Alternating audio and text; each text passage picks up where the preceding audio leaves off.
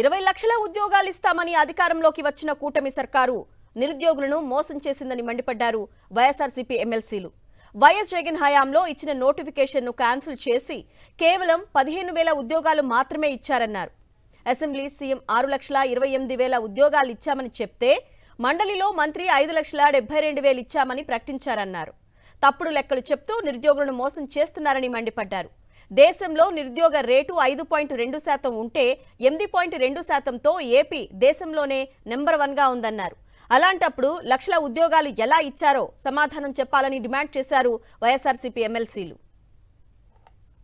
ఇందాక చెప్పినట్టు 5,72,280 ఉద్యోగాలు ఇచ్చారన్నారు అధ్యక్ష.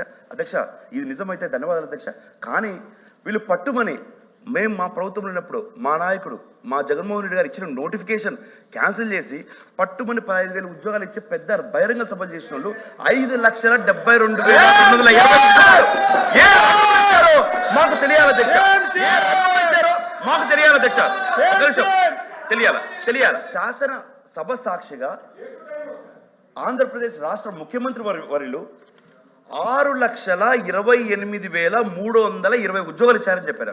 అంటే ఇప్పుడు గౌరవ ముఖ్యమంత్రి గారు అబద్ధం చెప్పారా, గౌరవ మంత్రి గారు అబద్ధం చెప్పారా? ఎవరు చెప్పారు అధ్యక్ష?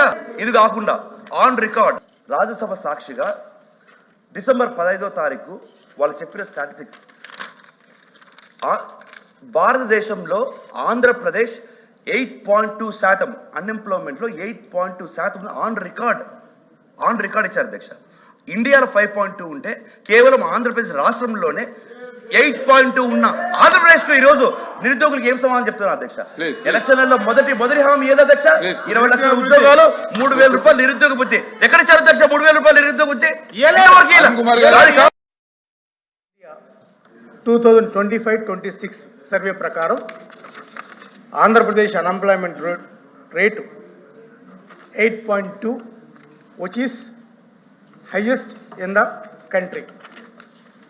The second one, latest report by the Government of India, periodic labor force survey, it shows that 8.2 unemployment rate, which is the second highest in India.